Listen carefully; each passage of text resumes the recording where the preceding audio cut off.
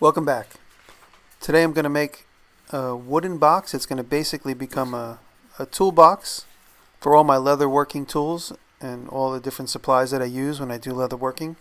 My snaps, my findings, my rivet tools. There's going to be a tray in it, and I'm going to make it with white oak that I have from these old steps. I'm going to recycle this old white oak.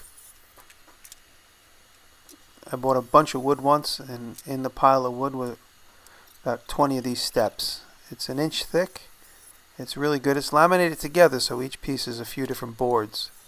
So I have to contend with a couple of biscuit joints throughout all of this wood. But it's great wood, and it smells really nice. And you see that rib there is in each one of the pieces, so I have to work around that. And what I'm making now are the short sides and the long sides. 2 short sides, 2 long sides of this box I'm making. It's going to be about 25 inches wide and about 12 inches deep and about 12 inches high. And the first thing I'm doing is I'm planing them. And if you notice how when I plane to avoid snipe, I try and put them all right behind each other. It reduces it. It doesn't eliminate it because, of course, the last piece still has snipe on it. But these boards I basically took at least a quarter off, if not maybe a third, to make them slimmer, because I'm going to make this toolbox. I don't want the thing to weigh 1,000,000 pounds. Right there, what I'm doing is I'm trying to get the center of that piece of wood. So you notice how I just nick the blade one way and then I nick it the other way, and then I know I'm in the center. These boards, I'm just trying to get as much yield out of them. These are going to be the boards that become the top and bottom of my toolbox there. Brett is off camera grabbing the pieces out of the frame. And there I cut everything that's going to become the top, the bottom of the tray, the sides of the tray, and so now I'm planing all of them as well. Here I'm just trying to get them to a consistent thickness. And again, when I plane, I try and throw as many things through there. You see, I'm avoiding snipe by having those pieces all staggered the way I do. And now this is day 1. I finished everything. Okay, that was in New York City, and now I'm at my new shop in upstate New York, and it's this big building there in the center. And this actually is the very first time I'm cutting anything in this shop. There's one outlet at the moment, and I have a little studio light plugged into that outlet, and this router. I have a big Porta-Cable router that was provided to me by Rockler, and I'm working on the Rockler router table. For this part of the project, the finger joints are kind of big, the pieces are broad and heavy, so I made my own router jig. It's just a little bit bigger than the one Rockler sells. You'll see me use that later.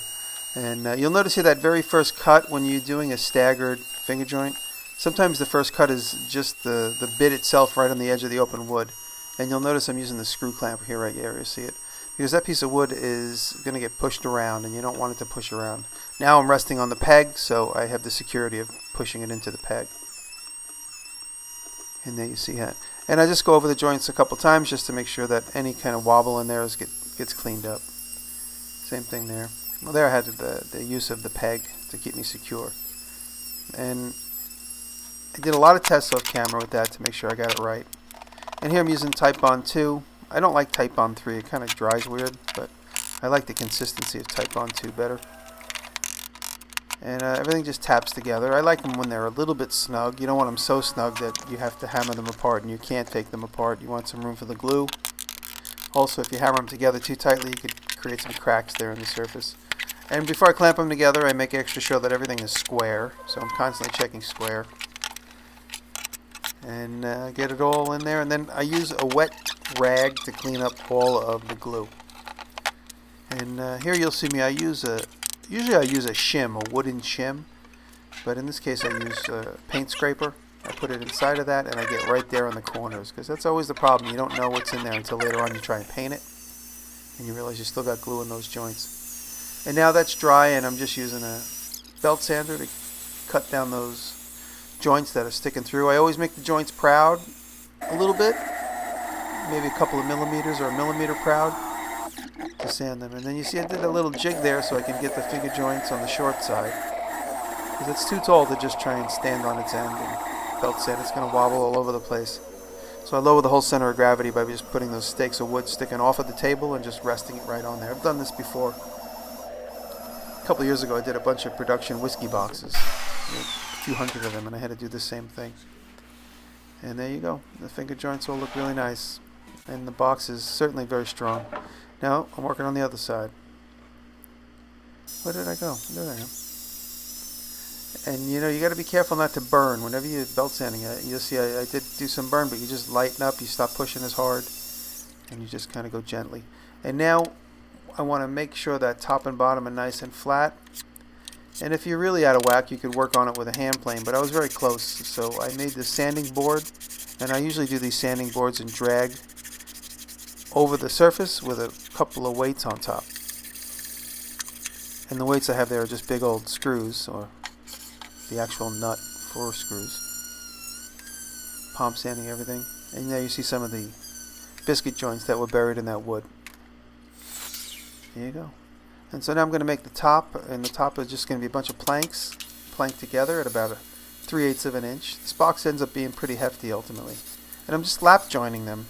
You'll notice I'm just making space so that they lap joint. I wanted to make sure that they were wide enough so that once I lap jointed them, I didn't have a skinny little piece. So the top is going to have 4 pieces just because it's the finished side. And when I do the bottom, I'm going to have a lot more of the scrap, various different pieces I have. This is my Veritas shoulder plane. I'm just making sure that I get those nice and snug together. And this is a trick I always use when I glue big broad pieces of flat stock together. And you'll notice there's just basically a wedge. And I glue everything, and then I hit that wedge, and it just goes up the ramp and tightens everything. And in this case I have 3 broad panels to glue. I just glued what was going to be the top, so there's 4 pieces. And now this is the bottom, and then eventually off camera I glue the 3rd part, which will be the bottom of the tray. And you'll notice this is kind of the smaller pieces of scrap. Square it all up, tighten the jig, and then just leave all the weights on there. And there, that's how I get the jig out. And there you go. There's my finished glued up thing. And now I'm using a cabinet scraper to get all the glue bumps off. Sometimes when you work with oak, you tend to stain it with water and clamps and glues, especially when you put steel near glue. The steel tends to stain the oak. You got to be careful of that because sometimes it goes really deep. So I'm gluing them in place, and then I just put weights on them to hold them in place. And now I'm routering them. You'll notice I'm conventionally cutting, but I'm being very cautious. I don't go back too far. I don't want to pull a big splinter off. When I say conventional, I'm cutting the way you might assume it should cut.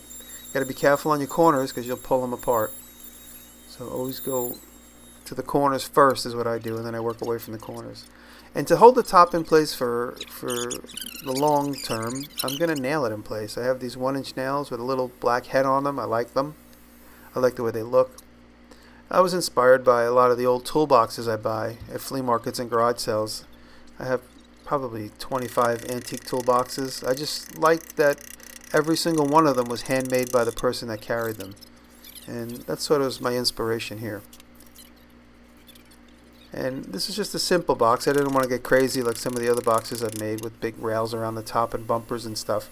This is just a box that's going to carry some spools of thread, some findings, some rivets, a couple of small tools. But I also like the way the hammer sounds when I speed it up. Let's listen. Pre-drill everything because you don't want to split all that wood. All those nails together will make up one big split, so you want to pre-drill them. And the way I like to do things is in organized fashion like this, by putting everything in place and then going to the nailing portion, sort of the production side of me.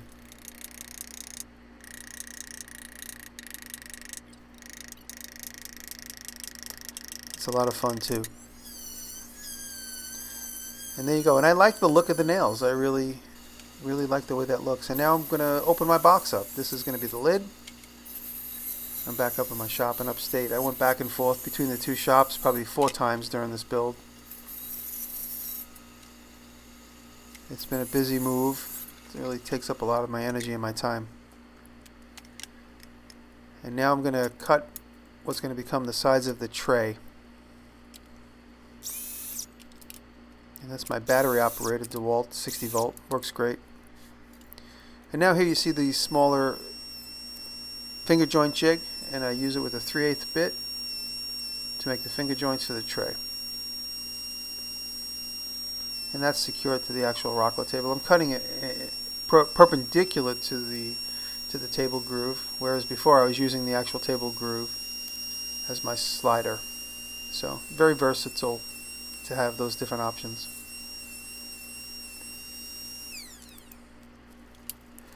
And now here you see me assembling the tray. And Rockler sells these cauls for clamping finger joints, and you see those bumps in there? Those bumps are designated to land right where you need them to. And again, I use the 3/8 bit, so they have them in 3/8, quarter, and I think 1/2 inch. And I'm just making sure I get glue everywhere I need it, and I have a snug fit. You can see that glue pinch out. And there the cauls in place, and then it comes with a ratchet strap. And you wrap everything, ratchet strap it together, and you give it a couple of taps with the hammer and a couple of cranks down with that, and everything gets pulled into place. It pushes exactly where you need it. So now I'm back in the city shop, and I'm using that sanding plate is screwed to the table, and I'm using it now to clean up that cut between the top and bottom. I'm getting rid of all the swirl marks from the saw blade. And I don't like to do a hand plane there because you might take out more than you need in a certain spot. You'll see by the end I didn't get it absolutely dead perfect together, which I was hoping to, but at that point it was a little too late in the build. And so now I'm making the pockets for these hinges that you can get at Rockler. These are nice, beautiful, I think they're from Brusso. And whenever you got to remove material, I sometimes am a little too afraid to put a router to the top of this. I'm afraid I'm going to lose control of it. So with this chisel, I just remove a little bit at a time. Make sure, and I got to go a little deeper than the actual thickness of the brass on those hinges, because when the hinges are in the closed position, there's an air gap between them. So we've got to make up for that air gap. So it's the width of the top and bottom of the hinge plus the air gap. And you'll see later what I do with the air gap. I put a little piece of plastic in there to keep the hinges parallel in space. Always cut the cross grain with a razor blade. In this case I'm cutting with the grain because that's such a skinny little piece. The hinges go just on the inside of that. It ends up being probably about a 1/16, 3/32 thick. And there you go. And I go off to sharpen the chisel, I remember at that point. Now here you see, I crazy glued them in place for just a moment, so that's just super glue. And there you see I just put a little bit of plastic in there as a spacer. And then when I open the hinges, I take the plastic out. And pre-drill always when you use brass screws, because they will break when you least expect it. In fact, I didn't do it in this case, but sometimes I use a steel screw, drive it in there, that's the same size, then remove it, then put in the brass screw, just to ensure that it doesn't break off halfway in. Even though I drill it, sometimes in oak, you will lose half of a screw into the hole, and then you have no recourse. Especially when you just spent a half hour digging a hole for it, for the hinge itself. Now this is a little bracket that's going to keep the lid open. I'm not sure what that would be called. And this was a little bit of a difficult installation, but I worked out nice. This is a 1/4 inch chisel. I drill the front and back of the pocket I'm going to make, and then I just go to town digging out that pocket with a 1/4 inch chisel. Just try and stay on course. It's not easy for me. I don't really have the delicacy of a fine woodworker. I sort of have the delicacy of a metal worker working in wood. That's why I find it so comfortable working in metal. But here, take a look at that. That's a cool new snap.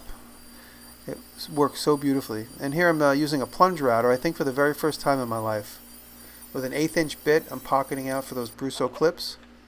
These things are really the most sexy clips I think I've ever used. They were just so satisfying when you hear that snap. And I had a good tight line to follow, and that's it. You just stay on the line. You stay on the line, it's amazing how much it works. And there I am. Those are just snugged in there right now. They're still not glued in. Here I'm just using 2-part 5-minute epoxy, getting them in there, and making sure everything fits, everything feels right. At one point I had to put a piece of tape on it because the lid kept opening, and then I just taken some sawdust and jamming it in any tiny little crevasse that might be around the edge of that while the epoxy dries. Now this is the border for my tray, which I started earlier on in the video. And now I'm going to nail the bottom on, getting that prepped. And I glue the bottom on. Oh, but first I flatten it out first with my sanding thing. That thing comes in handy. You wouldn't believe how convenient that is. You'll notice I had a piece of wood in there because the left and right sides were both had a slight bow in them to the center, so that little piece of wood just kept them separated and parallel. More hammering, which is very satisfying. And I'm feeling the whole time the side to make sure the nails don't poke through. Because if they poke through and I drive them home, it's impossible to get out. So if I feel them poking through, I'll stop. Ooh. Oh, I was so happy at this point because this was a culmination of a lot of work. And you'll notice there I'm hammering with that steel weight. It's the only way to really drive that small nail home in that oak with a steel brick behind it. Now these handles I bought on eBay. They're vintage Toolbox handles, and they were sort of rusty gray, so I spray painted them gold. Just using some wipe-on poly right here on everything here. It's nice. And wipe-on poly. And I used a little acetone to get rid of the epoxy around those brass clips. That's why you saw kind of like a little stain there. You'll notice I used the pencil to sort of give me an indication of where that is going to live in the center of this object. Pre-drill everything, and now I'm using the gold paint again. Just a dab on the head of those screws, just to create the illusion that everything is the same tonality. And I heat stamp it with my Tony Verlew heat stamp, and of course there was a divot in the wood, so I'm going back in there with my Sharpie to complete the beautiful hot stamp. And we are done, thankfully. This was a long build because I was going up with it and down with it and up with it and down with it between the two shops. That's why I ended up kissing the box before, because I got to a point where I knew I could see the end of the project. This was a really fun build, and I really like this box, and I just love making my own toolboxes. It's sort of an heirloom project, and somebody somewhere is going to buy that at a flea market in 100 years. Thank you for watching.